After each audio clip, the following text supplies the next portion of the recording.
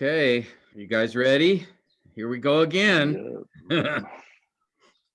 Did I tell you about how I was taught to swim when I was a little boy? Um, it was this guy. He was an instructor, and basically I was about, I think, 5 years old, maybe. So he came up to me and he says, "So, are you here to learn how to swim?" And I said, "Yes." And then he threw me in the pool, in the deep end. So that's what I'm doing to you guys. We're going in the deep end of the pool here. We're talking about participles, and I'm just pushing you in. So we'll just try to figure it out as we go here. As I Can you said, see how many? Can you see how many survivors are left? how many come back up? Yeah, there's something about fear that really drove me to learn how to swim very quickly. Oh, but it worked, I guess, for me. I don't know. But yeah, as I said last time, the Greek participle is among the most difficult of the interpretive challenges, grammatical challenges with the Greek language. There are some actually more difficult concepts, but this one, many Greek scholars acknowledge is pretty tough. So, so knowing that, we'll do what we can, try to gain as much understanding as we can to help us in our journey in studying the scripture. And I think, as you saw last week, we're going to see it again this week. The Greek participle is quite common in its occurrence and its frequency that we'll see it in the different passages that we're going to be looking at. Let me just arrange my notes and everything here. All right, and just want to do a quick review to get us caught up to speed at the same place. In English, remember, participles primarily function as like adverbs or adjectives. Remember, adverbs modify verbs, adjectives modify nouns, primarily. And Greek participles, they do function that way, and that's how we have typically been translating them in the past. But we also know that Greek participles can act like nouns or finite verbs, regular verbs as well. And so pretty much they can function almost like any part of speech, because the four basic parts of speech are the noun, the verb, the adjective, and the adverb. Those are I think there's one more part of speech, but I mean, those are really the four fundamental parts of speech. And as it turns out, Greek participles can act like any one of those. And so they can be fairly difficult. But the nice thing is that often there are some clues surrounding the participle that can help us understand how we should interpret it. And then the context as well is going to guide and direct us in how we should understand the participle. But it's not just simply, oh, I have a participle, this must be modifying another noun or a verb in the sentence. No, it can function like verbs or nouns themselves. All right, so it's important to understand that. Secondly, because Greek participles do have a verbal component. Remember, participles are described as, some describe them as verbal adjectives, others describe them as verbal nouns, but they do have a verbal component, and therefore in Greek they have a time component connected to them. And so it's important to understand the Greek tenses as a backdrop. So I again want to just quickly review those with you, and I should have done it by way of a quiz, or maybe I'll just do that. Let's make this more fun. I'm going to throw you guys into the pool here. All right. Jason, can you define for me in Greek the present tense? Just in a simple statement. What is the present tense? It's an ongoing action. So basically it's a present tense. Okay, yeah, that's what I said. You know, you have to tell me the definition. It's ongoing action Oh, yeah. when? Yeah. It's an ongoing action. Basically, it tells us that the action is being done When? today. Yeah, now, in the present. Yeah. That's what I was looking for. Okay, Yeah. typically ongoing. However, at times it could refer to a singular event in the present, but typically it's referring to ongoing action in the present. All right, Jason, let me give you a little more of a challenge. How about the imperfect tense in Greek? What is that? You remember? Mm,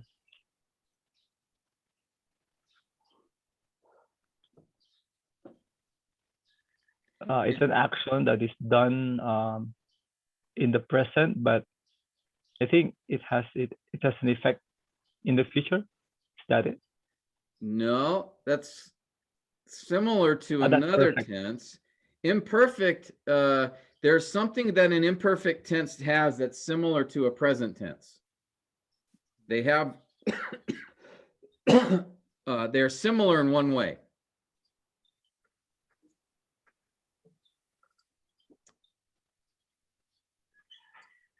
And if you're not sure, if you want someone else to help, just you can. I'm not sure with the imperfect. I think the perfect tense, that's the one I. Yeah, the perfect tense. Okay, I'll be nice. You can answer a question I didn't ask you, but that's okay. All right, tell me what the perfect tense is then. Yeah, it's a tense that was done in the past Okay, action in the past. that has effect in the present.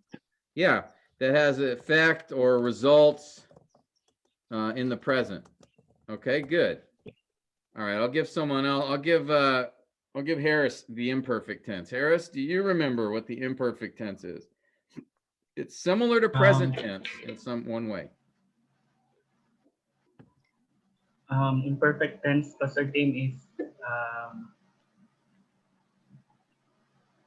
something that goes on, continued action. Okay, it's ongoing action. Good. When? In the past. Yes, in the past. Good. So imperfect tense emphasizes the ongoing nature of an action, but it's an action that has happened in the past relative to the speaker or writer. Okay, good. How about the aorist tense, Harris? Iris tense is something that is an action that has ceased. So it's kind of a past tense. Yeah, generally speaking, yeah, we would say an action or event in the past. Okay, that's an oversimplification of the aorist tense, but it's good enough for what we're trying to understand here. Okay. An action in point in time. Yeah, well, it's in the past. Sometimes it's a point in time, but not always. Sometimes it refers to a characterization. So the aorist tense is actually more, it's not really a tense, it's a perspective or an aspect. So that's what makes it more complex. So don't always think of it as a singular action in time.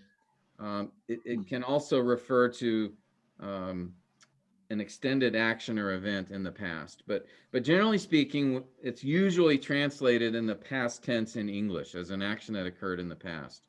Okay, Manny, how about the future tense? Assertive, the future tense is an action that uh, happens in the past. In the future, it will happen in the future. Assertive. You see, I feel tense.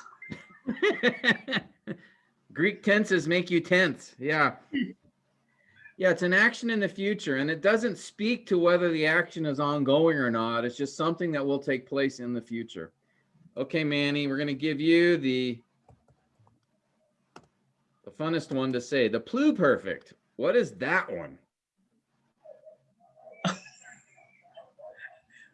I don't know, Pastor Tim. Okay, it's got perfect in it, so it's going to be similar to the perfect tense in one way, but different in another. So look at the perfect tense, the definition of it. The pluperfect is similar to that in one way, but different in another way. You want to take a guess?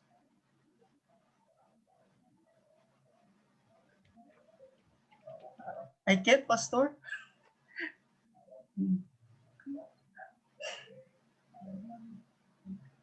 You're getting tense? Uh, I I don't hesitate to make guess, Pastor Tim, if I know I have good chance. But Pastor Tim, for this one, I don't No think I have a chance. All right, Robbie, do you remember? It's an action in the past that has results in the past Yes. or effects in the past. Yes. Okay. So the perfect and pluperfect are similar in that both of them are actions in the past, but for the perfect tense, there's present effects or results, both results in the present. For the pluperfect tense, the results also occurred in the past. Okay, so let me show you some examples for this. Here's a summary table. Sometimes pictures can help. They're in your notes. But so for example, I'm just use the idea of injure. So present tense, we might say in English, he is injuring his arm. That is, it's happening now. Okay. Now, if we were to use the imperfect tense, meaning that he was injuring it on an ongoing basis in the past, we would use the imperfect, and we might translate that as he was injuring his arm. So it wasn't a singular event, but it was some action he was doing that was causing injury on an ongoing basis. Okay, maybe he was running and swinging his arm around, so he was continuing to further the injury, but it wasn't a one-time event, it was ongoing. Now the aorist tense, we would say something like he injured his arm. It's an event that took place in the past that doesn't really speak as to whether it's ongoing or not. Imperfect would definitely emphasize the ongoing nature of it. The aorist does not. So it could have happened at a singular point, but it happened in the past. Okay, future, that's an easy one. We would say in English, he will injure his arm. All right, that's doesn't speak to the ongoing nature of it, but does tell us that it is future with respect to the present. Now, the perfect tense, it would be translated in English as he had injured his arm. Okay, but if it's in Greek, the perfect tense would tell us, okay, he injured it in the past, but the results of that injury continue into the present. Maybe it's a scar being referred to, or pain, some sort of damage. Let's say the injury was he cut himself and he's still bleeding. So he'd use the perfect tense to indicate the action happened in the past, but there's ongoing results in the present. All right. But if we use the pluperfect tense in Greek and we say it would be translated similarly in English, he had injured his arm, but the idea, if I use the pluperfect tense, it would tell you that the injury happened in the past, but the results or consequences or effects of that were completed in the past. Okay, so that would mean maybe there's no pain currently, no scar, whatever. We need more context to understand it fully, but the use of the pluperfect tense would tell us that whatever event that happened did have ongoing results, but those results ceased in the past as well, relative to the author or speaker. Okay? Now, it'll hopefully make sense why I'm reviewing this in a little bit. When we talk about periphrastic participles, you'll need to remember this information about the tenses, okay? Are there any questions on these? Again, these are oversimplifications, but they do give a general idea of the Greek tense. When you actually dig into the Greek language, there's a lot more complexity to these things, but these are, I think, reasonable general descriptions of each of these 6 tenses. Are there any questions? hopefully these examples give a little bit of clarity to that. All right. Now, as I mentioned also as well before, the present tense and the aorist tense are by far the most used tenses in Greek. They make up, I think if I remember the statistics correctly, there's something like 28,000 verb or verbals in the Greek text. And I believe of those, 22,000 or so are in the aorist or present. And about 10,000, or no, I'm sorry, no, about 1,500 or so occur in the imperfect, about 1,500 in the future, and about 1,500 in the perfect tense, around there. The pluperfect, there's only 86 examples in the whole Greek New Testament. All right. So that one's very rare. But when it is used, pay attention, because it will give you insight into what's going on with the action. All right. Okay. So, as I mentioned already, the function of Greek participles, they can behave, they can function grammatically like nouns or verbs, adjectives or adverbs. Whereas English, it's just adjectives and adverbs. But in Greek, they can do any one of those four parts of speech. All right. And so last week we looked at examples from the adverbs, acting like an adverb. Ephesians 1:13 is one example. In him you also, after listening to the message of truth, having also believed, you were sealed. So you were sealed is the main sentence here. In him you were sealed. That's the standalone independent clause. And then after listening and having also believed, modify were sealed. They describe when. When you were sealed, after listening to the message of truth, and secondly, having also believed. So if you were diagramming this, that's how it would look. You were sealed would be the main, and then, whoa, what happened here? We would put, you were having also believed, would be modifying were sealed. All right, and then we would put on top here, after listening, since it occurs first in the, or earlier in the, both of these modify the action, the main action, which is you were sealed. Okay, and that makes sense, right? Theologically. After hearing the gospel and believing the gospel, that's when the Holy Spirit transformed our hearts, and that's when we were sealed in him at that point in time. Now, the concept of time that's conveyed here, after is not in the Greek text in Ephesians. If you were to look up the interlinear, in fact, I can do that for you real quickly. Now that you guys are like interlinear experts, we can go right to the interlinear here. And someday maybe we'll go right to the Greek text itself. We won't even need an interlinear anymore. We're waiting for Tabs to get educated in Greek so he can be our Greek scholar and do this for us. But in the meantime, you're stuck with me. So notice here in verse 13, in whom you also, and here's the word having heard. Do you guys see that there? Is it large enough?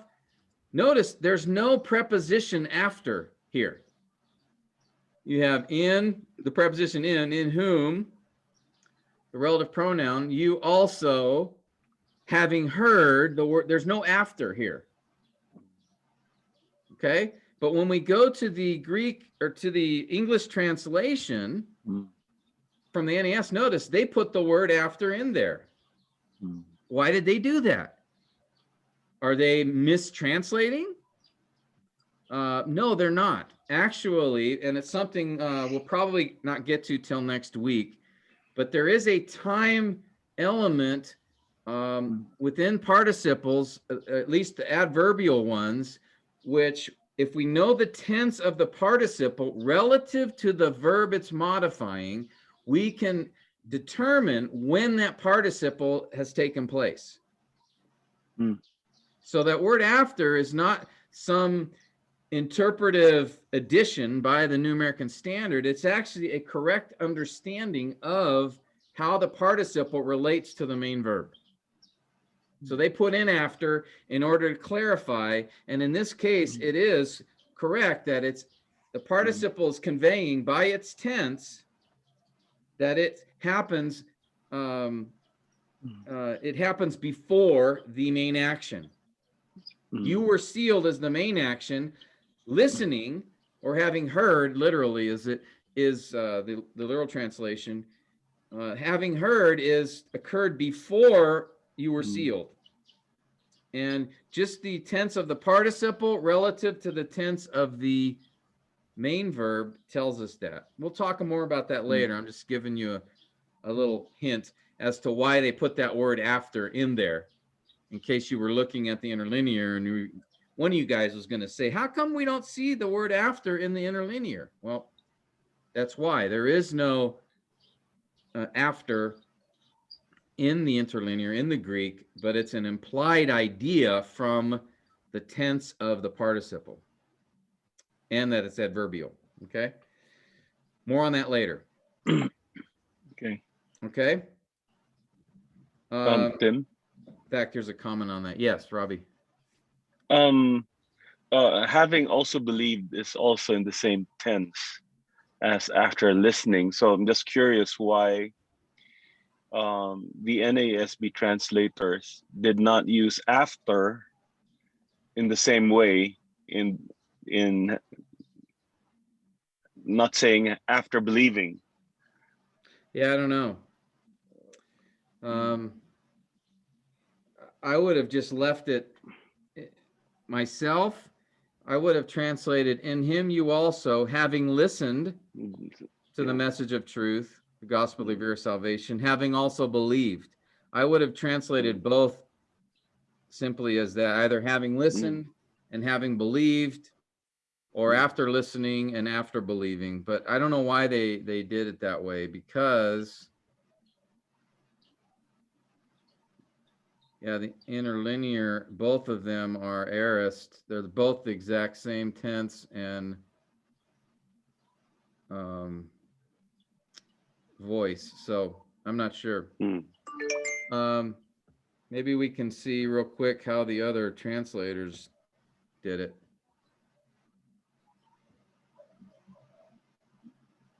Where are we at? Ephesians 1.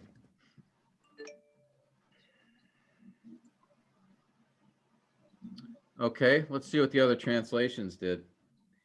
In him you also, after listening to the message of truth, having also believed, that's our New American Standard.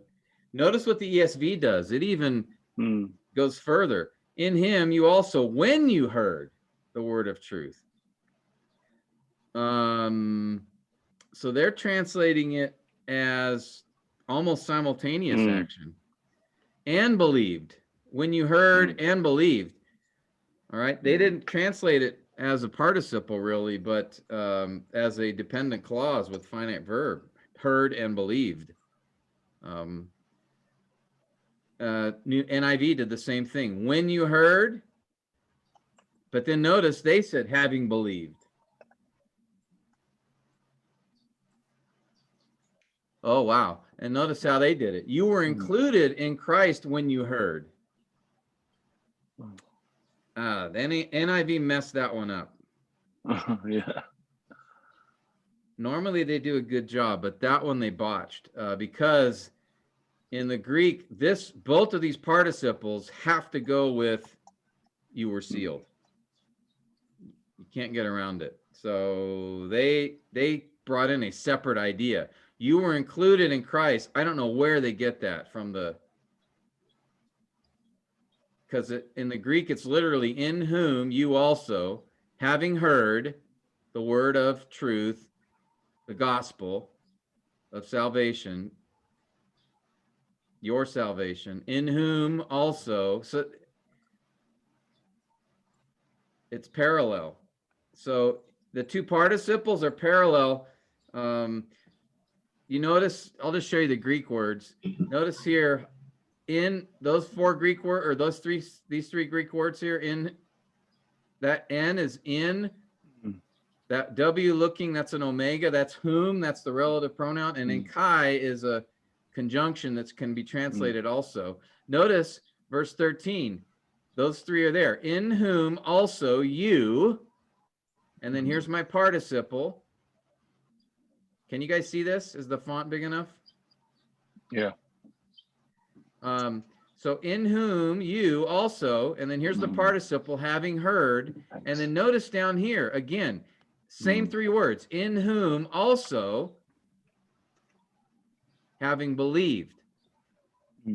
So those two go together. You can't separate them like the NIV did over here and make it a separate sentence and a separate, I don't know where they get included from. In Christ. Boy, they must have borrowed from, no. Wow, that's a serious problem to me. That's more interpretative. Well, it's like they added a concept. You were included in Christ. So they added this whole were included in Christ. None of that's in the Greek. All right. Well, usually I'm happy with the NIV, even though it's more interpretive. They usually get it right, but this time not. Okay.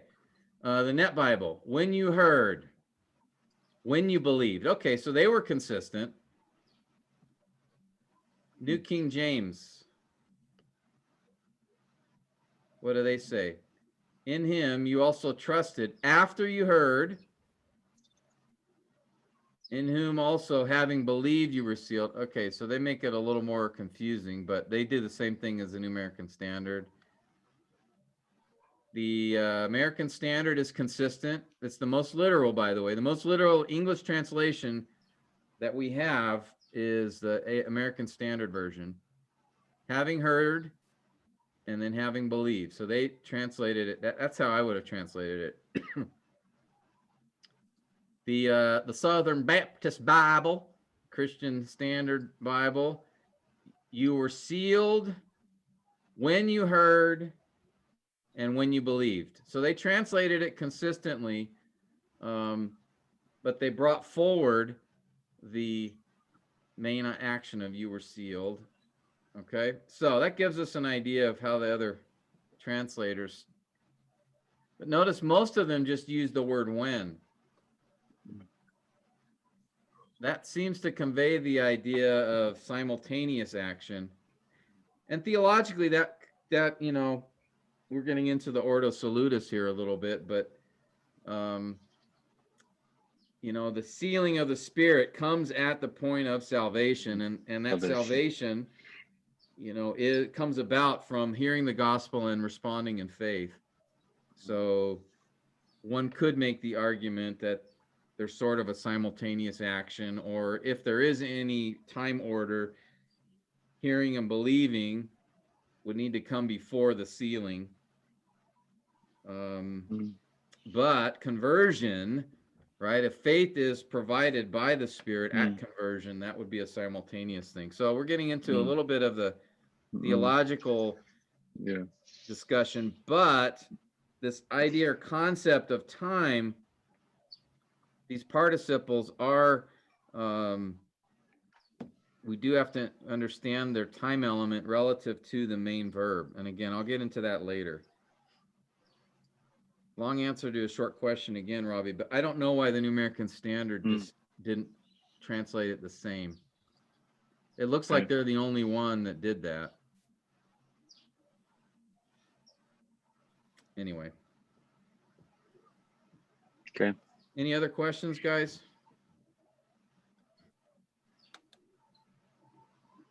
Are some of you still on the bottom of the pool? Do we need to pull you up? We're okay? Pastor Entz, maybe he passed out. I don't know. I don't see his picture there. I don't see him. Okay, yeah, he's still alive. Okay, good. All right. That's just example, review, reminder. The participles acting like adverbs. That's a fairly common function of the Greek participle. Another common function of the Greek participle is as an adjective. And again, both of these are the same type of function as English participles. They can act like an adverb or adjective. The passage we looked at last time, which showed the participles behaving as adjectives, was in Ephesians 2, 4, and 5, when it said, but God being rich in mercy. So this is describing God. Sometimes an English translation will say something like, who is rich in mercy. You might see that at times for an adjectival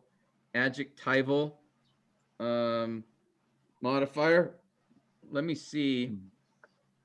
Oh, I'm sorry, I didn't switch back over. Ephesians 2, 4. Let me see if any of these guys did that. Okay, here's the one participle, God being rich in mercy. Okay, so the NIV did it. You guys see this? Who is rich in mercy? So that's another way you will see adjectival participles translated at times. The Net Bible, God being rich in mercy. New King James has, but God, New King James did it too. Who is rich in mercy? So these participles can be hidden behind the translation. You may not know they're there. So that's why the interlinear is helpful for us. But at the end of the day, if we were to diagram, say we're diagramming the New King James versus the New American Standard, okay? The New American Standard has this, but God, and then being rich in mercy, we would just put here, right? Underneath God, because it's acting like an adjective. But let's say we had the New King James, which is but God, and it's who is rich in mercy. How would we diagram that? Well, exactly the same way. Under God, it's describing God. Okay? So even though the translation, we wouldn't know this one is a participle from the translation, but the interpretation would be exactly the same. It's a description of God. All right, now, one helpful component to seeing the participle here is that often the participle is emphasizing or giving more attention to the ongoing nature, okay, of the word. So in this case, God being rich in mercy, there is a idea there of it's ongoing, it's continuous, always. Okay.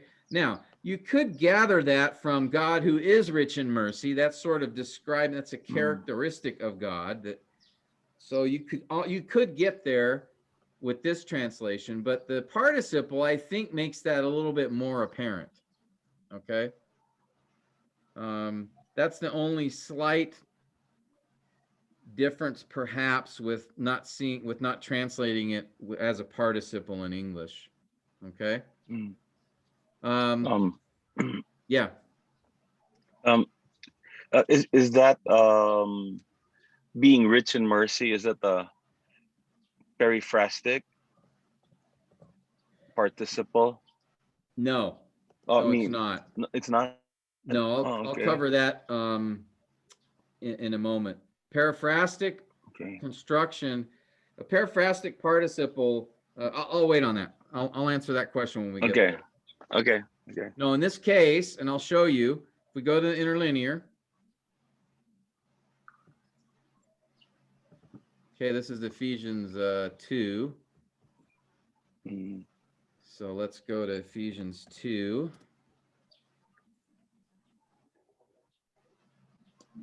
Verse 4. Okay, you guys see it up here? But God, rich being. So here's the participle. Notice it's a present participle. Oh, yeah. Okay. So, yeah. Being rich, all right, in mercy, because of the great love of which he loved us. And then notice there's another participle here. And being, there's another participle that's connected to we being dead. Oh, yeah. Yeah. So it's behaving the same way. Mm, mm, But no, if this were a paraphrastic, Robbie, there would be a verb of being yeah, before that's right. the participle. Yeah, And I'll show you that later. yeah. I got misled by that. Yeah, Being. the participle is the verb of being, but Yeah, it doesn't. So that's right. So here here's the NAS translation again. So technically, verse 5 is even when we, and literally it's being dead. So I don't know why an American Standard doesn't just translate it that way, because then it draws out the contrast more clearly, right? If literally this is, but God being rich in mercy, even when we being dead in transgressions. I think Paul's drawing a more direct contrast here than the English translation, than NAS translation would lead us to believe or see. I mean, let me see what.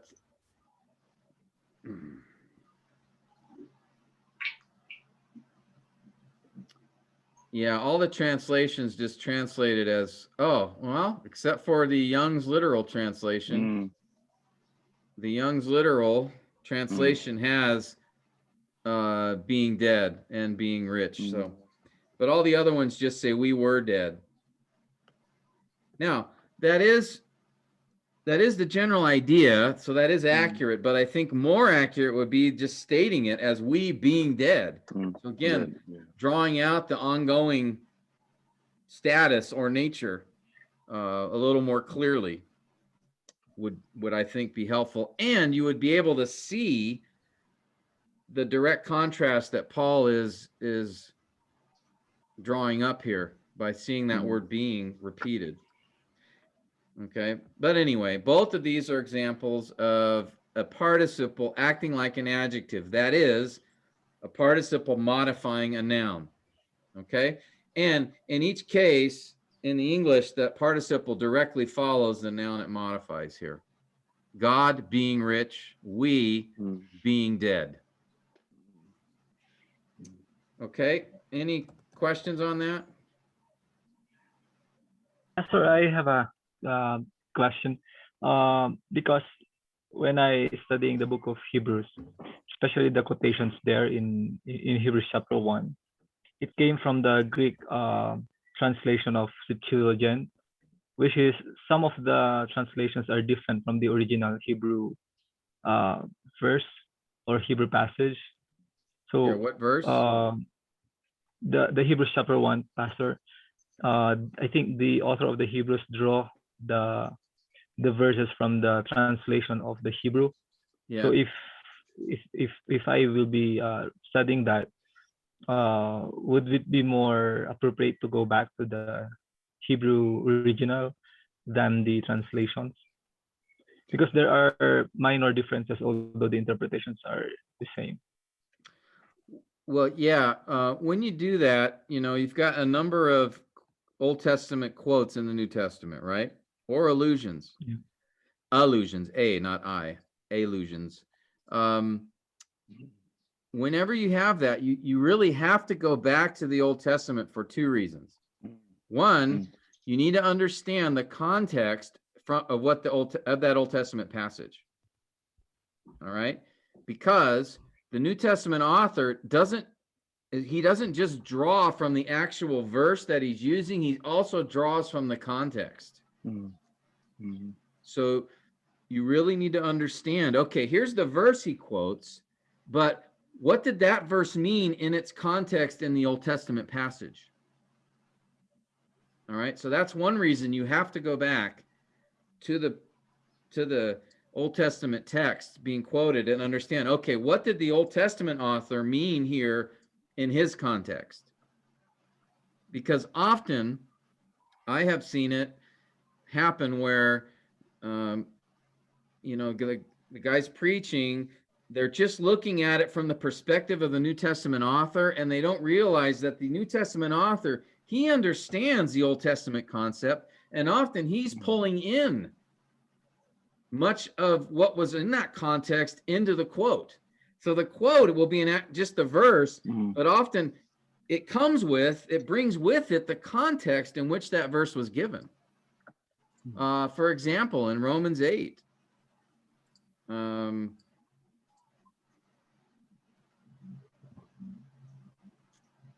we'll come back to Hebrews in a minute, but Romans 8. Let's see, later in the, he's talking here about being separate from God, nothing can separate us from the love of God. And then he quotes in Romans 8:36 from Psalm 44. For your sake, we are being put to death all day long. We were considered a sheep to be slaughtered. Now, you have to go back to Psalm 44 and understand, okay, what did the psalmist, what did he mean there? Because Paul, when he quotes from that verse, just by itself, this seems like a weird statement, doesn't it? What did he just say in Romans 8? Who will separate us from the love of Christ? Tribulation, distress, persecution, famine, nakedness, peril, sword. And then he quotes this. Now listen to the quote. Just as it is written, for your sake we're being put to death all day long. We were considered a sheep to be slaughtered. That sounds like the exact opposite of what Paul just said. Right? He just said in Romans 8:35, nothing can separate you from the love of Christ. Then he says in Romans 8:36, you were being put to death. You were being rejected and suffering. Wait a minute. I thought you just said nothing can separate us from your love. And now you quote from an Old Testament verse that sounds like it's saying we are separate from his love. Which is actually not at all what he's saying, of course. He's not contradicting himself. If you go back to that passage in Romans or in Psalm 44, you will learn this is a prayer of hope. And he's drawing from this prayer and saying the answer to the prayer is Christ. That we were, life was like the fact that we were these suffering sheep, that we were being hounded and suffering in pain and feeling separate from God. But, and so Paul draws not just that verse, but anyone who understands Psalm 44 would understand the burden of that psalm was a cry for God to deliver and a cry for God to help. And Paul is saying in Romans 8, God will deliver. And here's that cry. And so a lot of guys don't even bother talking about this verse because they don't know what it's doing here, because it's confusing. It's not confusing if you go back to the original context. Another example, Ephesians chapter 4. Ephesians 4:8. This is another one that has confounded a lot of preachers and Bible scholars. Notice he says, therefore it says, when he ascended on high, led captive a host of captives, and he gave gifts to men. Now, if you go back to this, notice it says this is a quote from Psalm 68:18. What if we go back to Psalm 68:18? Oh, like my software here. Notice it says he gave gifts to men.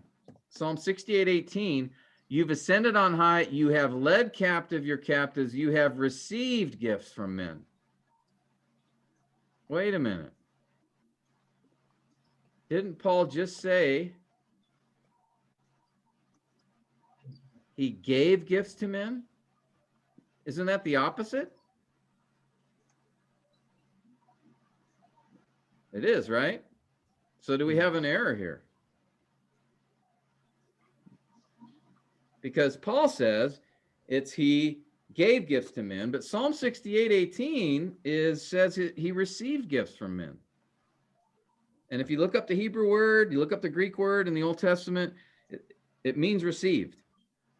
If you look up the Greek word here, it means gave in Ephesians 4. So do we have a contradiction? Well, no, I don't think Paul is giving a direct quote. I think what he's doing is he's giving a quote that is similar to that verse, but he's drawing in the rest of the psalm. In other parts of the psalm, it talks about Yahweh giving gifts, the spoils of his victory to his people. And that's what Paul's referring to here, he's talking about Christ giving gifts. Gifts of spiritual gifts and also gifts of people, Romans verse 11. So Paul is not just quoting one verse or a part of a verse from a psalm. He's also borrowing and pulling in the context of that psalm. All right. You won't understand. You can be misled and think, oh, this like might be a contradiction. I found an error in the Bible. No, you didn't. You're misunderstanding how Paul's using the passage. Okay. So, Jason, in response to your question, yeah, if you have an Old Testament quote, one, you do need to go back to the Old Testament passage in order to understand the context of that quote. And by the way, in Hebrews, if we look at quote here, right, verse 5, which of the angels did he ever say, "You're my begotten son, you're my son, today I've begotten you"? That's from Psalm 2. And then the next one, I think, 2 Samuel. And then he quotes from, I think, Psalm 104, right? Psalm 45. He pulls a lot of different quotes, but most of them are from, I think, Psalm 45 here, right? Is that right? And then Psalm 102. Yeah. So what you're going to have to do is go back to those particular Psalms and see what the context is within those Psalms. You'll find that Psalm 45 is a messianic Psalm. Psalm 2 is a messianic Psalm. Psalm 102, there's no messianic reference there at all. It's very interesting. It is a Psalm that is directed to Yahweh. There's no reference there of Messiah, no reference there of the Son. So that's a very interesting one, because if you were to go study Psalm 102, you would see it just mentions Yahweh there in that psalm. No reference to the angel of Yahweh, no reference to the Messiah. So that's an interesting verse in verse 10 because in that psalm, it really is speaking of Yahweh. And here, the writer of Hebrews says that refers to the Son. That's a powerful passage when you're defending the divinity of Jesus, by the way. There's no answer. Nobody has an answer for that from the Jehovah's Witnesses or the Mormons. And I'll bet, Iglesia Ni Cristo, I bet you they don't have an answer for that either. How is it that the writer of Hebrews goes back to a psalm that only references Yahweh and says it's speaking of the Son? They don't know what to do with that. But so on one level, you need to go back and study the verse in its Old Testament context. And then, yes, secondly, the words used, often the New Testament writers they often will use the Septuagint translation that they quote from. So sometimes the Septuagint translation, remember that's a translation, it won't always exactly mimic the Hebrew text. And this has created somewhat of a challenge for New Testament scholars in trying to work that through, in that a Septuagint translation that has some sometimes significant differences from the Old Testament Hebrew text. And yet it's a Septuagint that Jesus or New Testament writer quotes from. So you're going to want to go back and see, are they quoting from the Septuagint, or are they translating? Is the New Testament writer quoting from the Septuagint, or is the New Testament writer translating from the Old Testament, the Masoretic, the Hebrew text? All right, you'll have to determine that if you want to compare the words used. Okay. I don't know if that answered if that was a question you're asking. Does it address what you were asking, Jason? Yes, Pastor. I think the difference between the translations in the Septuagint and the Hebrew text. Yeah. I think you got the answer. I think the more important part of that is just studying the Old Testament passage in its context. That's going to help you understand how the New Testament author is using it. And then through that, you'll be able to I think, better understand the words that the New Testament author uses. And you probably, I have to think about this. It might also, depending on what the New Testament author is trying to say, might give guidance as to why he used the Septuagint version or use the Hebrew text too. I don't know. I've got to think about that a little more. But anyway, back to participles. I know you guys are trying to swim out of the pool, but we're going back in the deep end. All right, you can't get out of this. Okay, unless there's any other questions on what we've been talking about so far.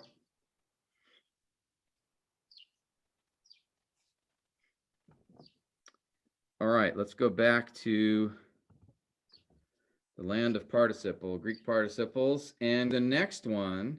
So we've looked at Greek participles functioning as adverbs, that is modifying verbs, and Greek participles functioning as adjectives, that is modifying nouns. Let's look now at Greek participles acting like nouns. And sometimes you'll see the word substantival. That's just a fancy way to say, acting like a noun. All right. And the passage we looked at first last week was Ephesians 1. There were several examples within the first chapter of Ephesians. And notice it's translated, sometimes you'll see the word who is blessed. And literally the participle, here, I'll just show you. One way to figure out if a participle, a key way to figure out if a participle is acting like a noun is, where is my, there we are. Let's go back to Ephesians 1. There's a helpful clue for you when trying to identify these participles. You'll see, okay, here we are, Ephesians 1:3. Blessed be the God and Father of the Lord of us, our Lord Jesus Christ, the one, there's the participle, having blessed us. Okay? But in the translation, it says the one who has blessed us. The English translation. Now notice, in fact, the interlinear here helps us out a little bit. See this little O here? It's omicron in Greek. It's ha, and it's an article. All right, who can tell me what an article is in English? Or Greek, actually. What is an article?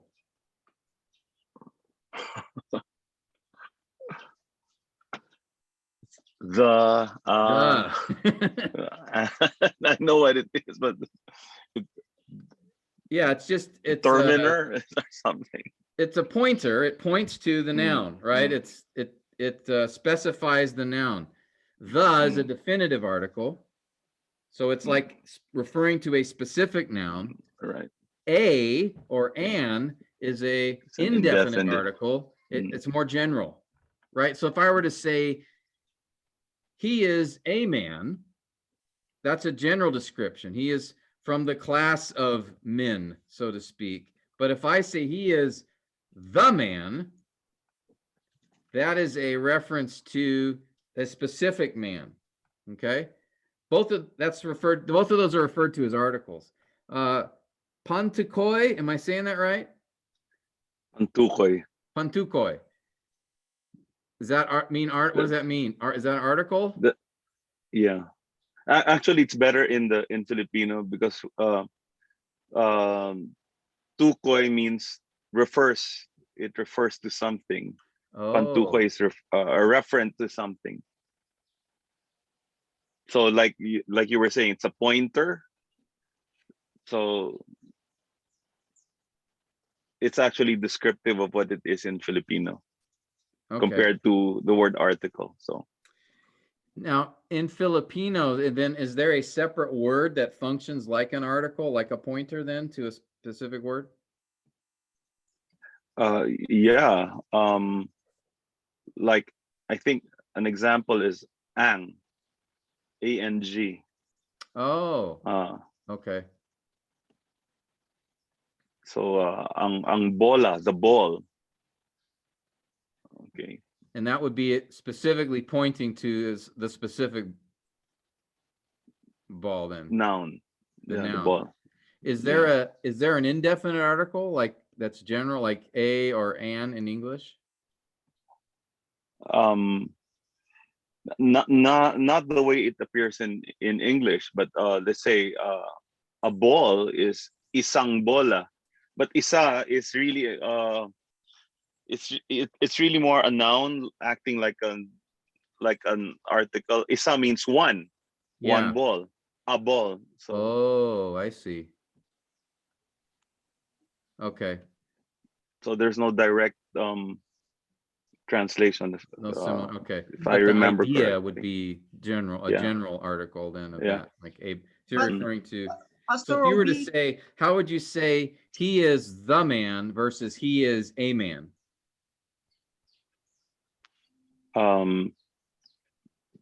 Sa ang lalaki. Okay, ang lalaki is man.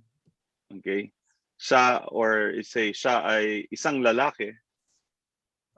He is a man. Okay. I think Manny was gonna say something. yeah, Manny. I'm going to ask if that makes a difference in saying siya ay Diyos and siya ang Diyos. Oh, yeah. Yeah, he is God, and he is the God. Yeah. So that's the difference that it makes if you use an article in Tagalog. Yeah, that's a good example because if in English, if you were to say he is a God versus he is the God or he is God, Yeah. right? That's the big argument in John 1 that the INC and, and Jehovah Witnesses, Mormons, they all claim that there's no article in the Greek. So therefore it's he is a God. In the beginning was a God, right? And so, but in Greek, articles are not that simple. You can have a definite idea without the article. So that doesn't hold water if you understand Greek. But here we're talking about the English idea. But in Greek, you do have articles, so they are used. But and what's helpful is when a participle has an article in front of it, then it's actually acting like a noun. Because in English, right, an article, and I don't know, maybe this is true in Filipino, but if there's an article in English in front of a noun, in front of a word, that word's a noun. You don't have articles in front of other parts of speech in English. And in Greek, if you have an article in front of a participle, then that participle is now behaving like a noun. So, for example, here, notice it says, and there's the article there, ha, and then here's the participle, eulogesas, which here is having blessed, but when the article's in front of it, it's speaking of the one having blessed. Or the blessing one, the one who blesses. That's the idea. Okay, so it's not referring to an action, like he's not saying having blessed us. It's the one who blesses is the idea. Okay, keep going here in verse 6. So, well, here, look at this one. All right, so in love, and then notice here's another participle, having predestined, but there's no article in front of it. So it's behaving here as a participle, and in this case, it's adverbial because it's modifying, he chose us in him, having blessed us in love, how he chose us, having predestined us in love. All right, but there's no article in front of it. So I know it's not acting like a noun. It's acting like an adverb or adjective. From the context, I believe it's acting like an adverb, modifying chose up here. Okay. But when we get to verse 6, this is a really interesting one.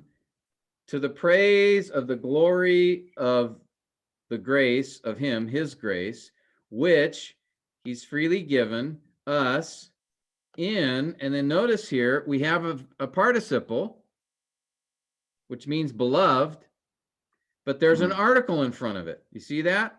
Translated as the here. Now the article looks very different. It's not the omicron, and the reason for that is because in Greek there's different cases, different endings, and so the article is just going to match the case for the noun or the word that it's modifying. So notice here that little, that's called omega there with the little iota under it. Notice that's the same ending as the word it's connected to.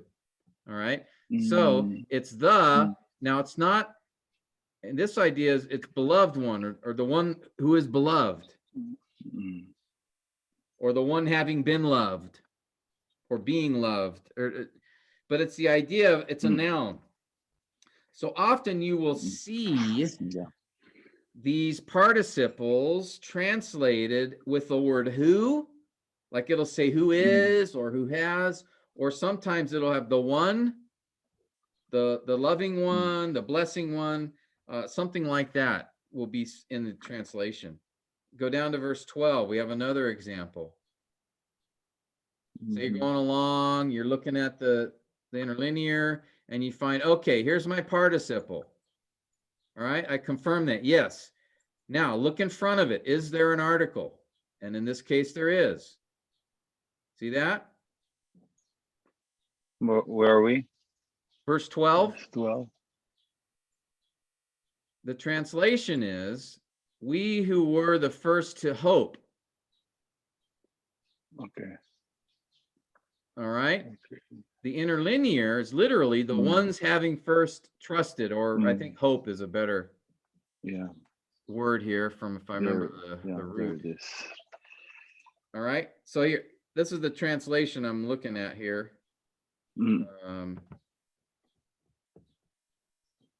Okay. I highlight it in yellow. Who were the first, to hope? Okay, now in English, notice it's translated with a relative pronoun. Relative pronoun. And an infinitive, to hope. But technically, it's the, literally the hoping first ones. But that's kind of an awkward way to say it in English. So the New American Standard says that to the end that we who were the first to hope. If we look at the other translations, see what they did.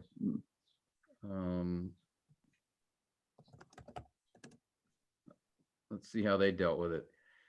The New American Standard, of course, we're looking at is we who were the first to hope. ESV, who were the first to hope. NIV, who were the first to hope. Okay, seen a pattern? Net Bible, who were the first to set our hope. The New King James, who first trusted in. All right, so, but you notice all of them use that word who, that relative pronoun who. Yeah. You will often see that for these participles acting like nouns. In fact, if we go down to Of them. one in verse 19, notice this toward us who believe. You see that there? Verse 19. And then that's how every translation has it. Toward us who believe in the ESV, toward us who believe, for us who believe, the NIV, toward us who believe in Net Bible. Who believe there is actually a participle. Yeah. If we go over here, I've highlighted the participles in blue. And here it is. Mm. It's from the Mhm. word, you guys remember the Greek word pistos? Yeah. That's the noun. Pistuo is the verb to trust in or believe. Yeah. And notice again, there's an article in front of it. That's that word too. So if we go to, we see that more clearly in the interlinear. All right, if I go down, I'm in verse 19. So verse 19.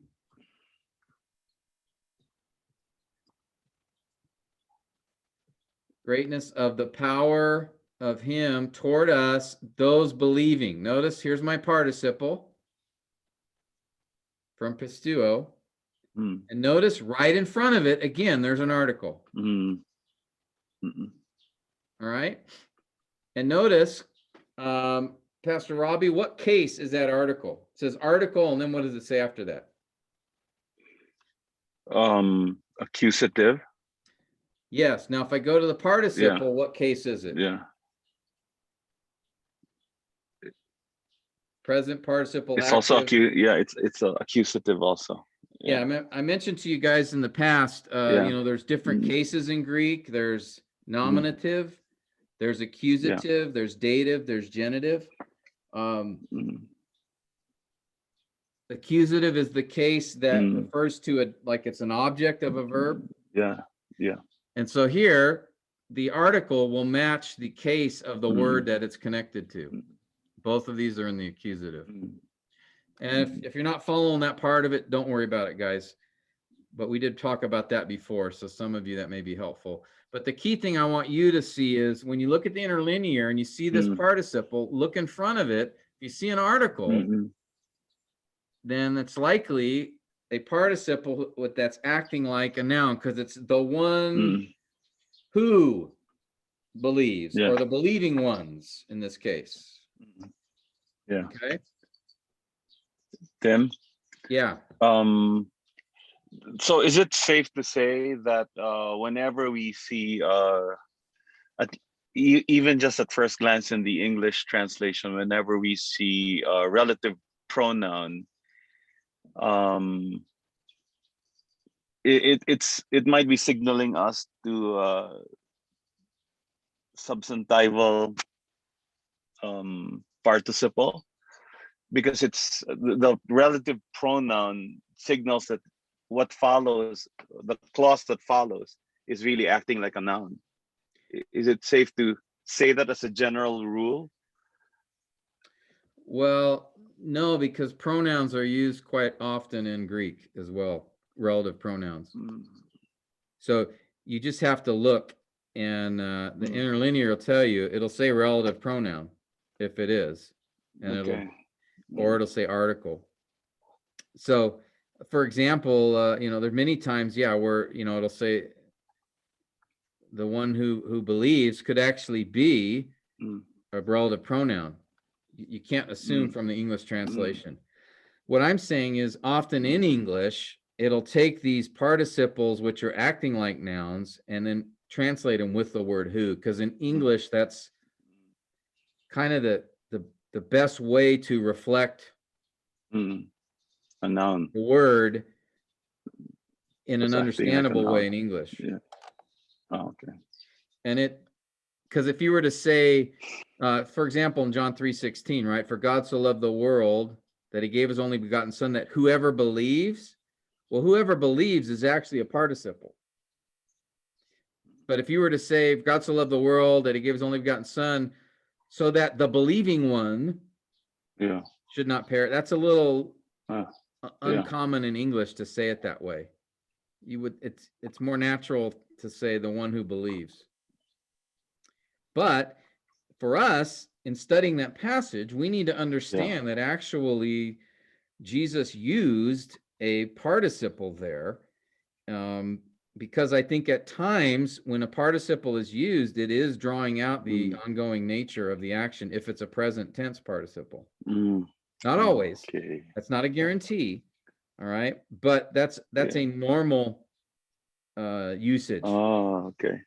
Okay. So when you're saying for God so loved the world that he gave his only begotten son, that whoever believes, or literally the believing one, I think that is actually drawing out the theological principle of Yeah. ongoing faith, that it's characteristic of the person. It's not just one time thing. Now, So- it can be at times. Greek participles Mm. can act that way for, but I think it's safe to say more often than not, they actually are drawing out the ongoing, if Yeah. it's present tense. So it's the same with Ephesians 1:19, the example, right? Toward us, literally the believing ones. Yeah, I think so. Yeah, I don't think it's one-time belief here. I think it's those who are characterized as believers, mm. those who are the believing ones. So that's how you treat the parsing when you see the participle as a present tense verb. So that's how you treat it. What do you mean?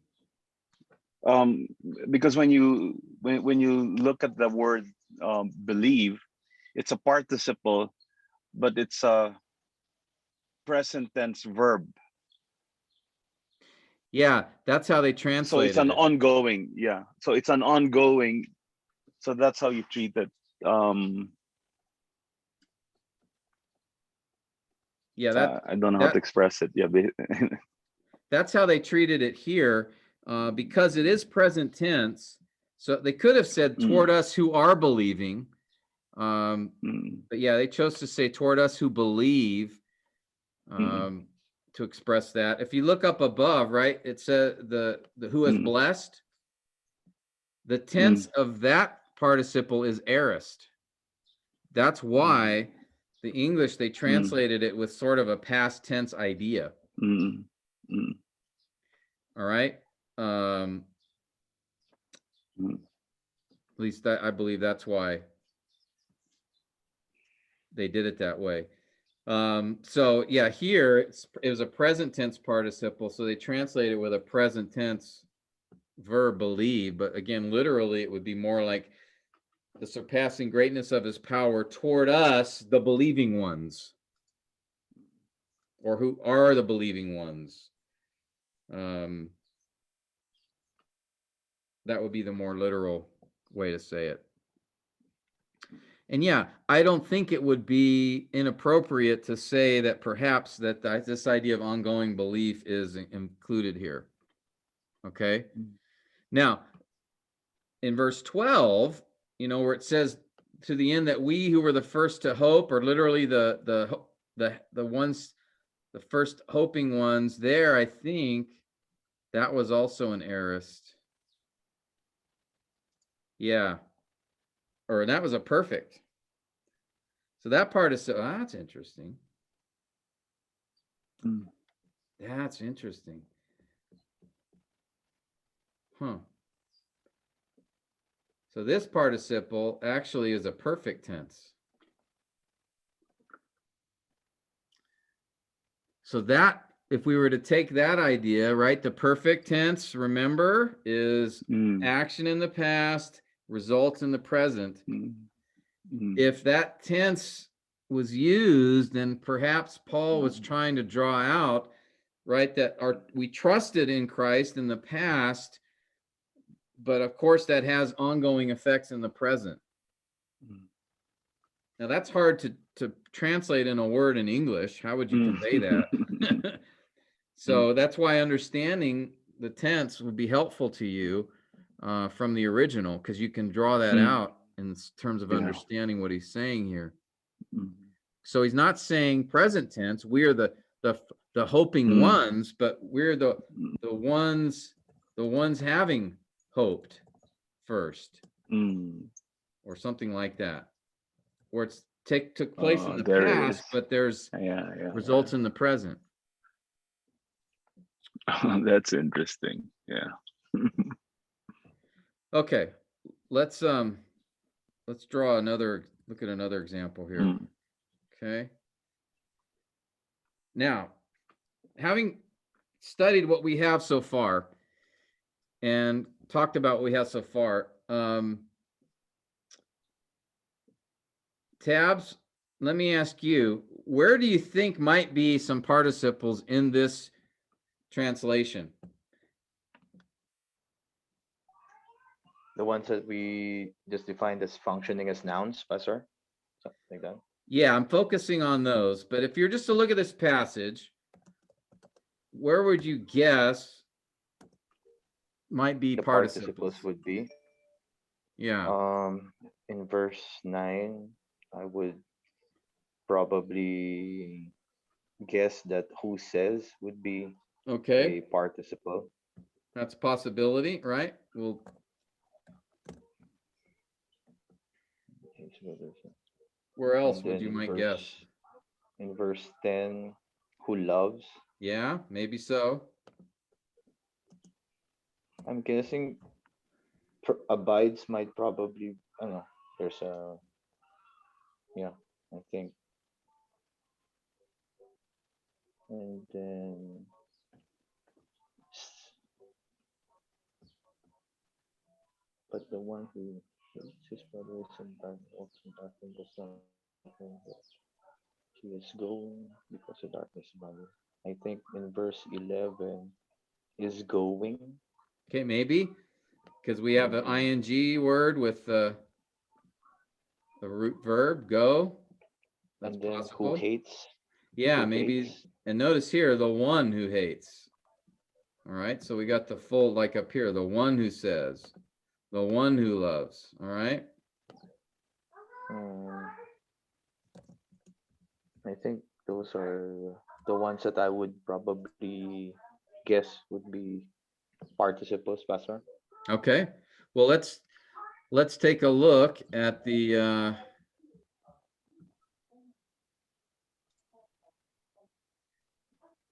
interlinear here. See what we find. Okay, 1 John 2.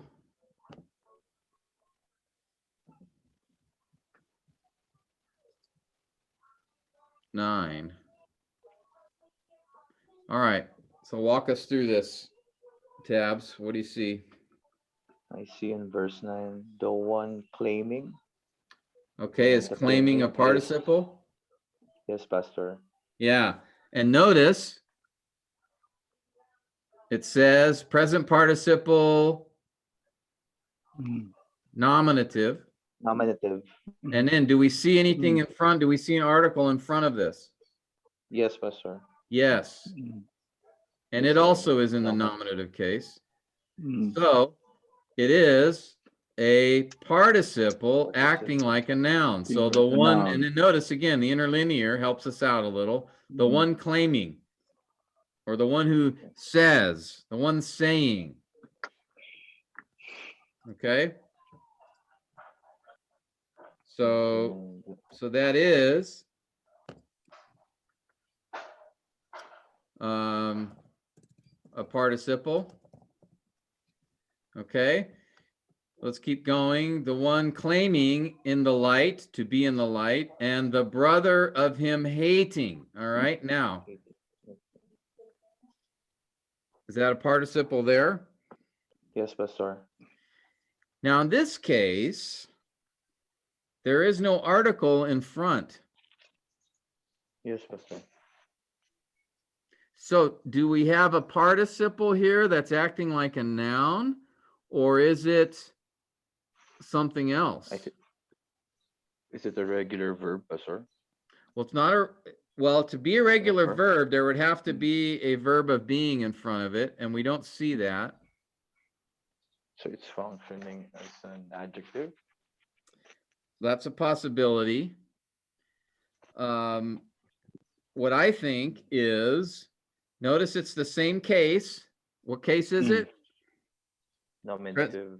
Nominative. Singular. I think it's taking from the article up here. Right. The one claiming, the brother hating. And the one. All right, so I believe. Is that because, Pastor, of the end? That's why they're like the same. Yeah, yes, Okay. I think so. Okay, Here's the I can Kai, understand. right? The one Yeah. claiming to be in the light. That modifies, that's speaking of what he claims. To be here is an infinitive functioning like a noun, the object. Okay. All right. And there's our conjunction, connecting. So it's going to connect Yes. two ideas that are equal grammatically, right? Yes, Pastor. So we have the one claiming, and then we have the brother, or sorry, the hate. They're just hating. So I think it's the one hating. Because brother here, the brother, that's It's the object. that's in the accusative. So that means it is receiving the action. Okay. And the action here being the hating. So there's the one claiming to be in the light, and then there's and the one hating his brother. Yes, Pastor. I think I can imagine the diagram would point to the one. Yes, Pastor. Yeah, so let's do that. All right, so if we take verse 9,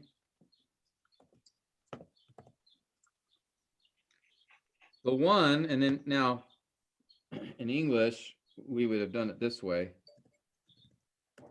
The one and who says modifies one, but it should all, now knowing the Greek, I would just do it this way.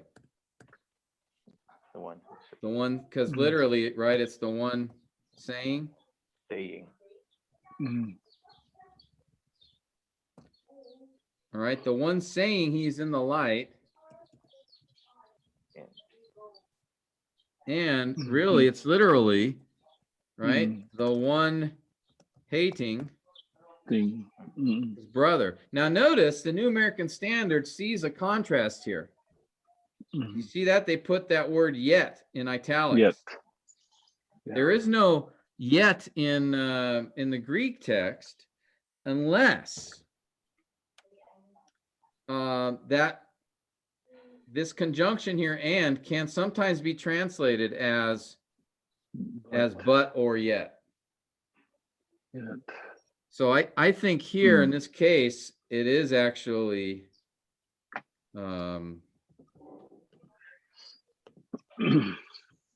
I think yet is a better is a better way to express that. So the NAS actually does put yet in there. They put in italics. I don't think you have to. All right.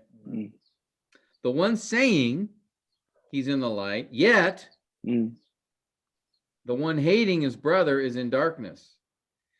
Now that's kind of an awkward construction, but it's interesting. I think John's drawing out the idea. There's this guy who is saying on an ongoing basis he's a Christian. And yet, in an ongoing basis, he hates his brother. I think that's the idea. So John, I think, uses the participle as a noun in both cases to contrast, to draw out the contrast in a strong way. He's the one saying this, but he's the one and doing this. He's saying he's in the light, but he is hating his brother. So he's not really in the light. He's in the darkness. And that's why, again, the one hating his brother is in darkness. Okay?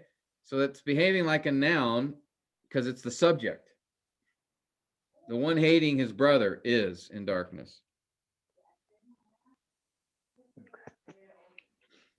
You guys see that?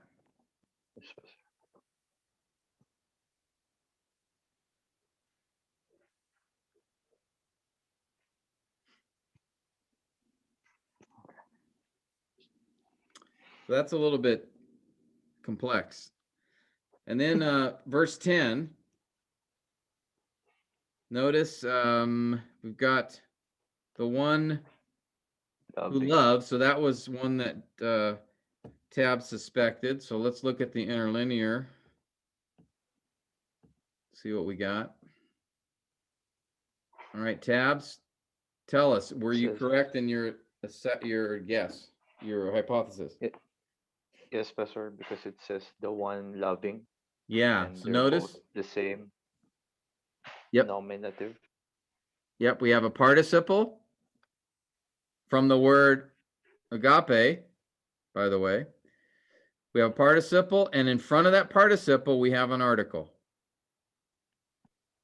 So it is a participle acting like a noun, the one loving. And so here's the contrast, the one loving the brother of him, etc. And then we had here, verse 11, you'd also guess the one hating. Notice we One have that hate. participle hating, and in this case, we do have an article. Now, the article is not right in front of the word. You see that? There's a word in between. De, which is a conjunction. So in this case, it's that de is there because in Greek, that particular word, there's a couple of words that always occur in the second position in a sentence. That's just the way it is in Greek. One of those words is de, which is a conjunction. And if you like technical words, if you want to, throw this into your next sermon, it's technically called a post-positive. Here we have an example in the Greek of a post-positive construction. If you want to sound smart, you can say that. But there's two words that I remember. There may be three. I've forgotten now how many. But de is one of them. And then another word, gar, which is the word for.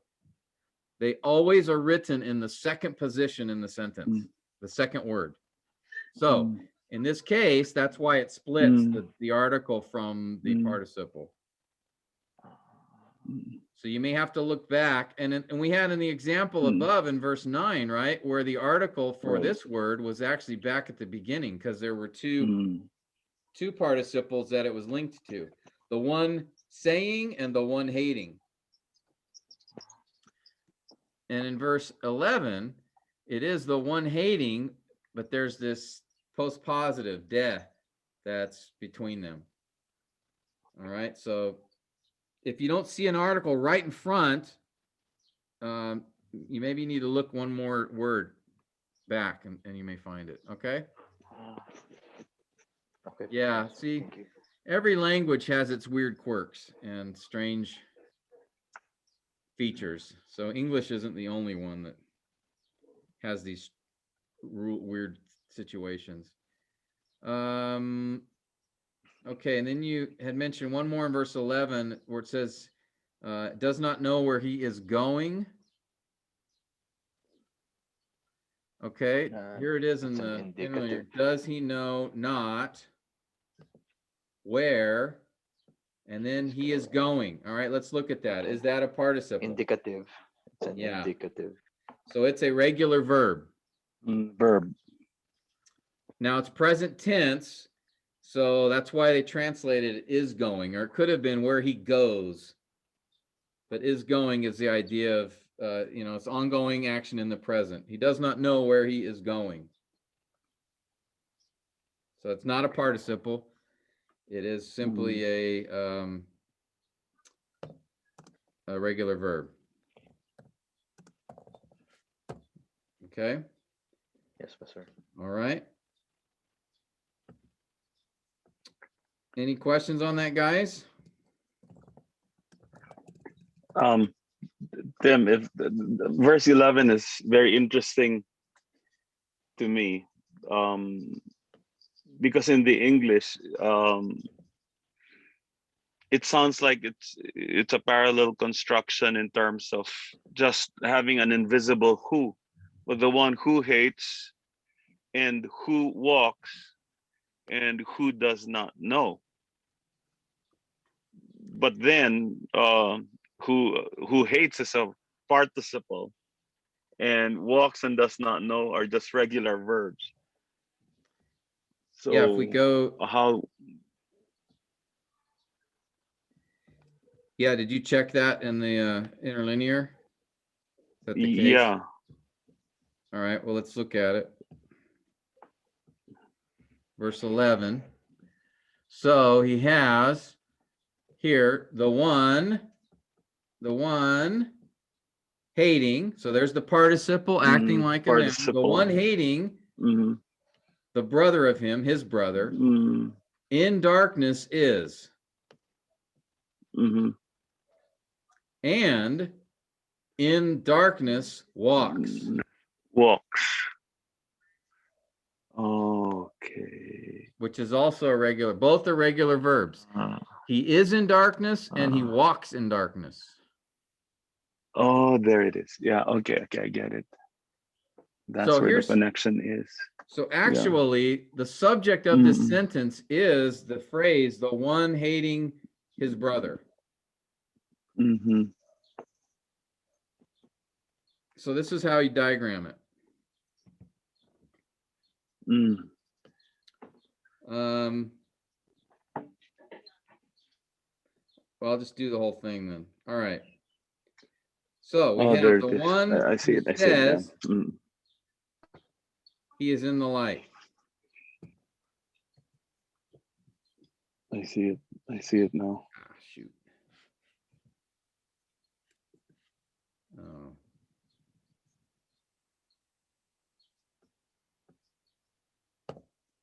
Okay, I'll just go down here with it. All right.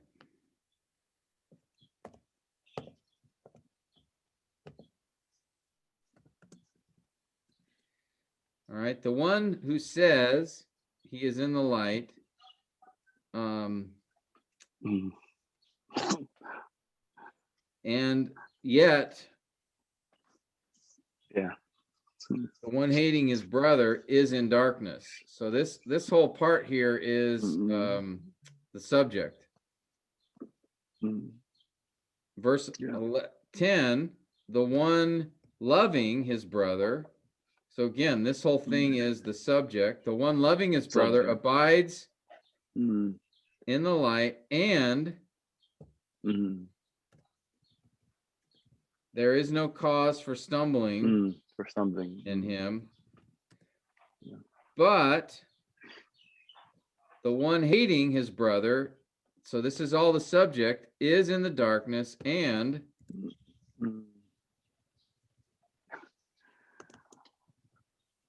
yeah, I missed the is. Yeah. That's why I missed the is in reading it. So there it is. I see it. Yeah, you see it now? Right. Does not know where he is going. All right, and then why these things are. Yeah. Okay, I ran out of space here, but yeah, something like that. Okay. Thank you, Pastor. So really, you have three. That's right. You have three sort of results.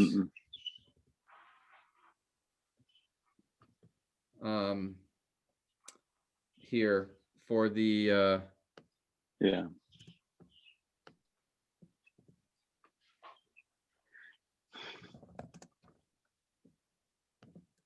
All right, trying to get this. All right, here we go.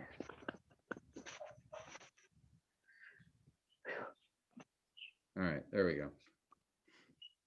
This part here is a little bit, I'd have to think about that. This section there is a little bit of a challenge for me. Then verse 10 is loving, the one not hating loving his brother. Yeah. Okay, so this whole set part here is the subject. Yeah.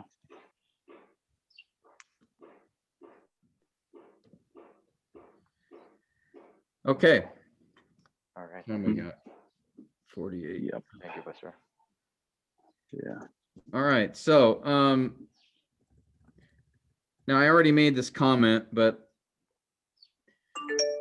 while the grammatical function of these participles is they're functioning as nouns, the fact that they are participles generally implies ongoing characteristic of the person. For example, and I used this before, the participle believing or whoever believes in John 3:16 indicates a person who does not just believe at one point in time, but that it's an ongoing faith. Now, again, that's not the rule all the time. There are many examples where the participle is not referring to an ongoing nature, but if it's a present tense, I should say the use of the present tense participle generally implies ongoing characteristic. Okay, that's where the verbal idea can come in. So keep that in mind. If you have a present tense participle, and that's why, remember, I told you before, after the diagram, you do the textual observations, and that's where you go back. And one of those is you look at all the verbs, and you break down each of the verbs. What's its tense? What's its voice? What's its mood? Now, if you have a participle, that's not strictly a verb, it's a verbal, but participles have tenses, and you need to pay attention to those as well. Like we saw in a moment ago, we saw a perfect tense for a participle. Now, that's interesting. Why did he use a perfect tense?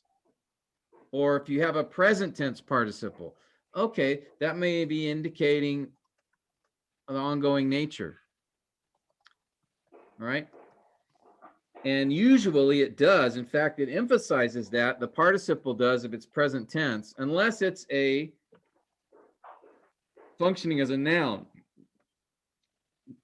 Then sometimes it won't always mean ongoing characteristic, but that's generally the implication. Okay? So for example, in this passage in John 2, the one saying, that word saying there, okay, the word, I'll just highlight it in purple. The one hating, the one loving, the one hating, all of these were present tense participles, all right, functioning like nouns. But I think this idea of ongoing, so it's not like if you hate your brother one time, you're not a Christian. Okay? I don't think that's what John's saying here. We all struggle with this, of course, at times. But I think he's just saying, but the one who's characterized this way, that's where we have a problem. If he's saying he's a Christian and yet he's characterized by hating either, and in this case, he says his brother. So I think it could be if he's just hating one particular person, if he's not forgiving, if he's bitter and he's not getting over it, he's not showing forgiveness, he's not showing kindness. Boy, if that keeps going, then you may have a situation where the person's not a believer because he is the one hating his brother. Okay. Let's see. Do I have another? Okay, I don't. Okay. Any questions on these substantivals, these participles functioning as a noun? A key clue when you have these is look for an article before the participle. That's a big clue. Indicates it's a noun. Okay, and also pay attention to the tense of the participle. Okay? Like I said, because if it's present tense, that may indicate ongoing idea. All right? So there's a couple of things to keep in mind. Questions? Okay.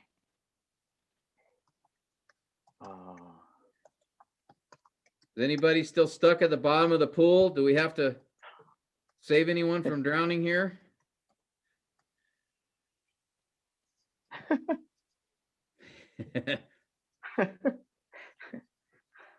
All right. Well, next week, Lord willing, we'll look at these paraphrastics. These are a very interesting class of participles because these participles, again, paraphrastic, it's a fancy way to say they're just acting like verbs. And the reason the periphrastic, that word is used, is because there's another word that comes with the participle that shows that it's acting like a verb.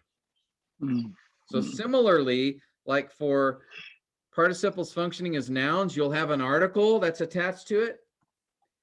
With these participles acting like verbs, you'll have a verb of being attached to it.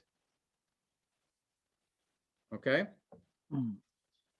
So we'll talk about that next week and look at some examples of that. And then what I plan to do is we'll take a look. I found a passage in Ephesians that has we'll use as an exercise, and it has all these different, every use of the participle in that passage. So we'll go through it together and see how each of these, how each participle, kind of participle, is present there in that text. Okay, so that's the plan going forward, unless the Lord has other ideas.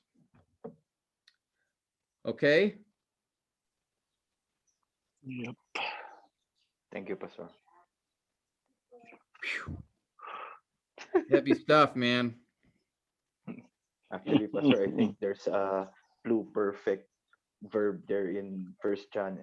I think it's in verse 19. I think Really? yes, Pastor, because I'm doing a study on First John, and we're in verse 19. Verse 19. Yeah, the phrase "they would have remained." I think it says it's a pluperfect in the interlinear. Oh, okay. They went out And I from did not. us. They were not of Mhm. us. If of us, they, huh. Would have remained with us. Well, hold on a minute. Hold on a minute.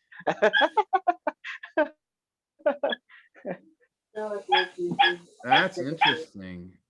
If they had been remaining, if they had been, what is that? That's why. There's a verb of being right before it, though. Yes, Pastor. They had been, That's they a, remained. Huh.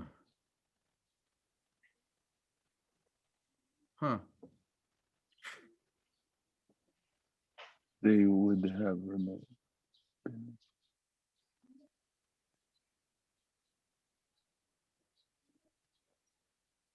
Pluperfect.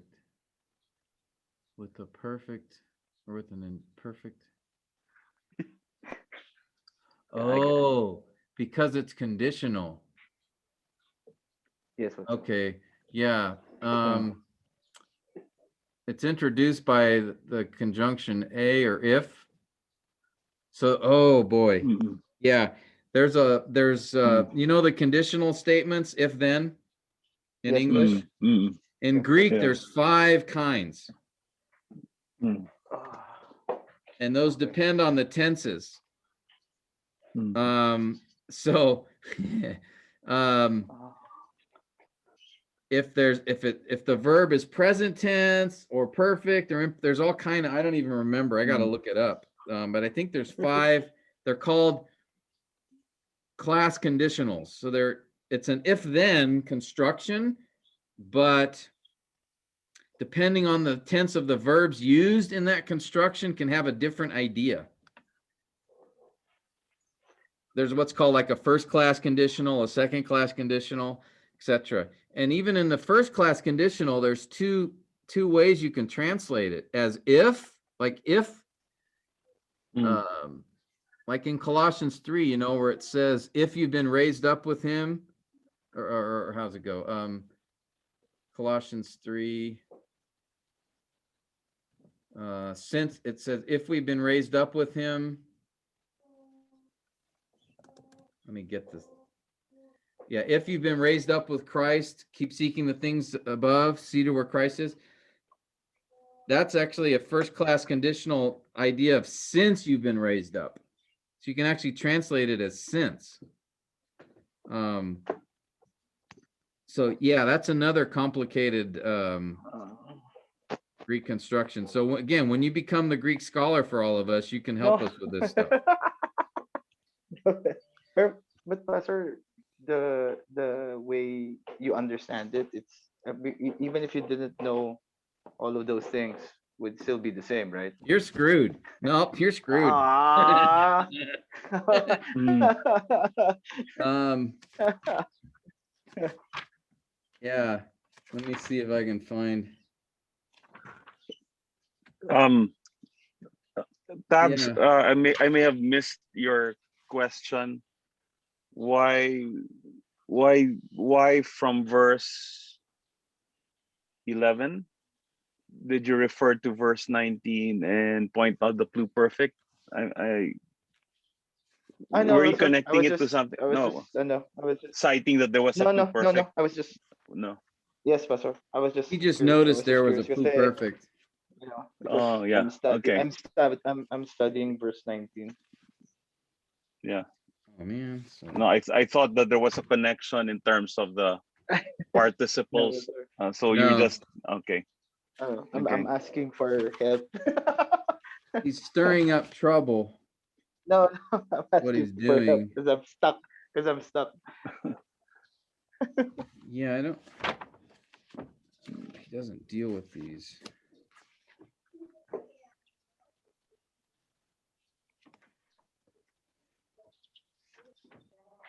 But why doesn't he?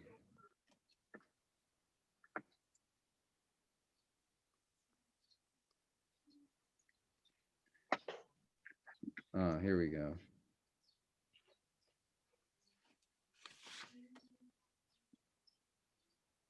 I'm trying to understand why this has piqued your interest, Tim. Is there something in the construction that makes it unique, or? Yeah, I just it's these if then. I just Mhm. can't remember. Depending on the yeah. I just haven't looked at that in a while, so I was wondering if the um, construction of it with the imperfect tense and then the pluperfect, if that had a, Mm. those have an effect on probability of the condition being met.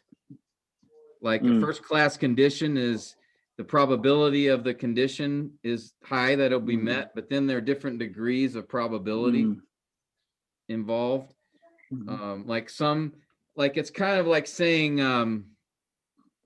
Mm. if you were 20 feet tall, then you could pick Mm. that pineapple or banana, I mean. Now, if I was using a Greek construction, I would construct it with a certain verb tense that would indicate that's not ever going to happen. It's a kind of really a Mm. Mm. rhetorical. But if I Mm. said, if you climb the tree, you can pick Mm. the banana, well, Mm. that's a likely Mm. possibility. Yeah. Mm. Mm.